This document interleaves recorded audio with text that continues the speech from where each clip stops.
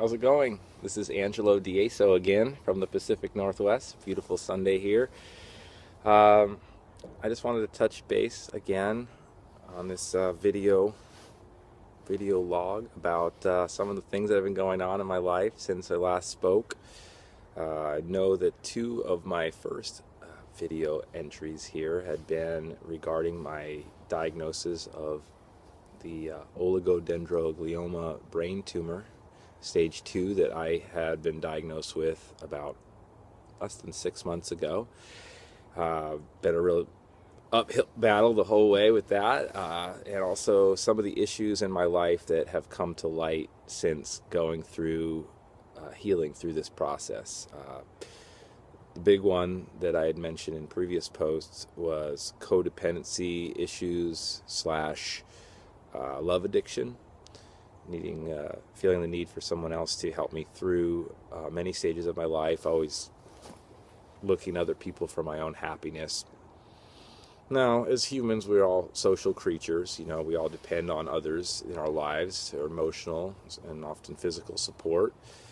But as I mentioned in that, I'd been through a lot of repeating or cycles of cyclical behavior of doing the same things basically over and over again, following the same trappings. So what I've really focused my life on lately, and it's early, you don't want to jinx anything, or you don't want to speak out too soon, because there's always a chance that you could find yourself humbled by a slip or something not going the way you anticipated. We're all fallible creatures as humans, but I'm proud to say that I've made a lot of headway in this department. The brain tumor issue with the epilepsy played in quite greatly with the love addiction slash codependency issues that I've had. I was really banking a lot of my happiness and pulling myself out of this physical and mental condition on somebody else who slowly began to regress in interest with my condition. So the person was still, has still been around through the internet with me, but never has lacked continuing showing the type of love and support that I felt from her initially. This was initially was at a time when I felt as though it was not a love addiction, because the early stages when you fall for somebody share a lot of the commonalities that continued love addiction and codependency show. When you first fall in love with someone, you feel all those forever after happy, joyous feelings. You anticipate this sort of fairy tale life. That's normal in a relationship that begins out, as long as it blossoms into a healthy and mutually beneficial, not codependent relationship. Obviously you get past certain stages, the relationship grows. You're not in this sort of fairy tale stage forever, but you really love the person and you grow and you move forward. At least that's what I've been told. Anyways, no, I know it's true. I've been in a long-term relationship before that was actually quite meaningful, and I do understand this. But once it continues, such as in my case, because I was afraid of being alone, looking for someone to give me hope to help me through the relationship, and there's a lot of fear associated with going through something as major as discovering you have a brain tumor, and coping with that. And other people around you, obviously, it's big on them too. Sometimes it can be even more impactful on the people around you than it actually is on you yourself. But ultimately, it's me, myself, that I've had to really focus on, because at the end of the day, my happiness is the only thing that can aid in the happiness of others. And so my happiness has been the bottom line. So I've tried to focus on that greatly. Coming to terms with a lot of things. A few things that I found very, very important in this whole situation that could probably help a lot of people, even if they're not dealing with a traumatic, post-traumatic situation such as mine, I'd like to share. Now, these are things that most people likely know is true, but the fire doesn't really get lit under your butt until push comes to shove, or you're forced to make some serious life changes, such as I was, and I'm still making. So basically, a few things I'd like to discuss that I think are very important in leading a happier life are as follows. The first most important thing I think that leads to being happy is a will to be happy. People are clinically depressed. People feel down in the dumps a lot, and people feel as though there's no hope often. But they want to be happy. There's that will to be happy. They know that it's just something wrong with them, either chemically, who knows what, but they want to be happy. So they keep pushing and pushing until they find a way to make themselves happy. There'll always be the people out there who, they say misery loves company. They'll always have a problem. They're like, woe is me, woe is me, woe is me. You post on like social media, Facebook, they'll be like, ugh, as a comment. And it's like, people want to know what's wrong.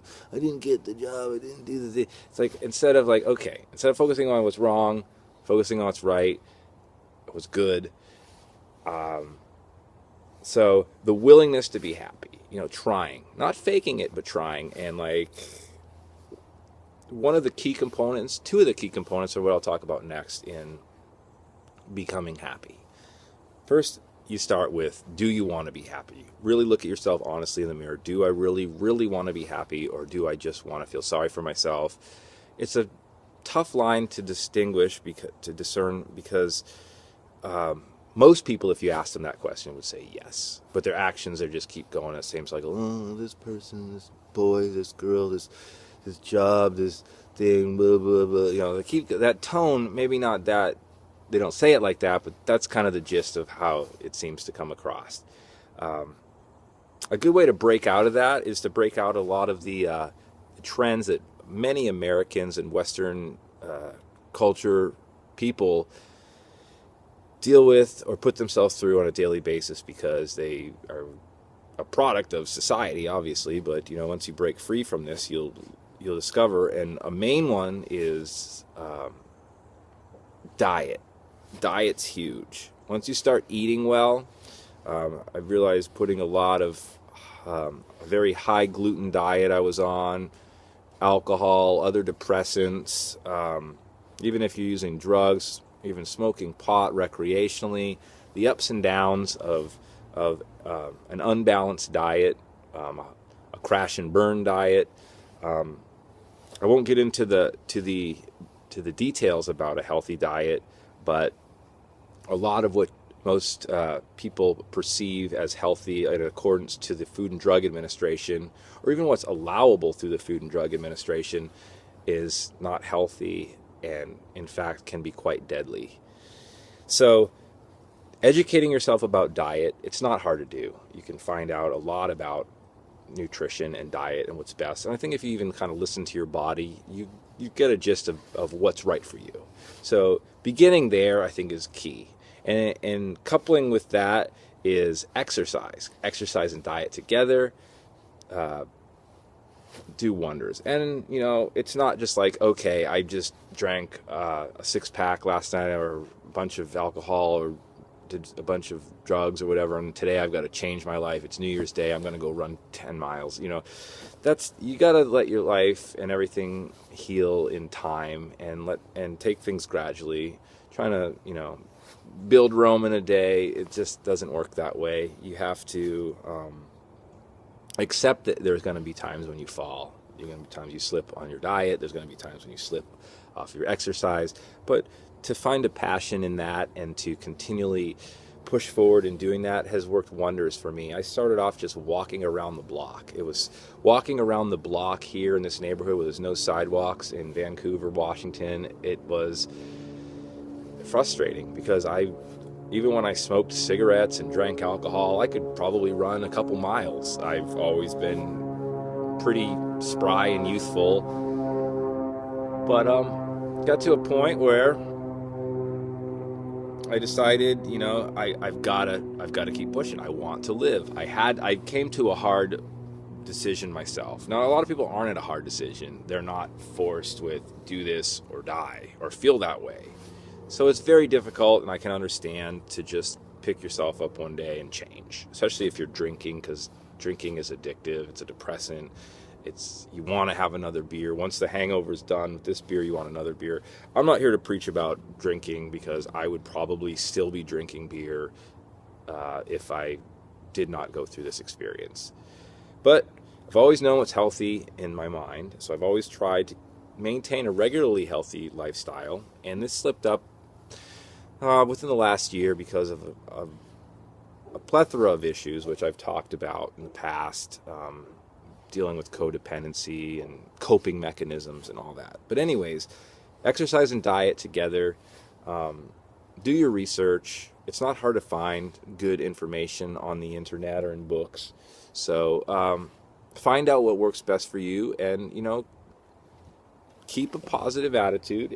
If the positive attitude doesn't come there for you, start by changing other factors in your life to help incubate the positive attitude, like exercise and diet. If you start eating better and dieting more, if you have an addiction to something, whether it's drinking or drugs or masturbation or sex or anything like that, eliminate it or decrease it as best you can. And once you do that and begin a healthier diet, you'll find the desire for the toxic behaviors in your life, or the substances like alcohol and whatnot, or feeling depressed. You'll noticeably see these things start to diminish, and you'll feel happier.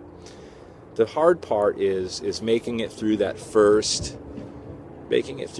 stage of actually sticking to it, because you all know how that goes. You know, New Year's diet lasts for 3 days, and then right back to where it used to be. So little steps, or if you think you have it in you, cold turkey, just do it. You know, just say, this is my new goal. Keep a journal. I found that helps a lot. Write down what's going on. And I found through diet and exercise and a willingness for being happy that I actually am the happiest that I've been in my entire life. Even though, if I look at it on paper, I'm alone a lot of the time. I don't drive a lot.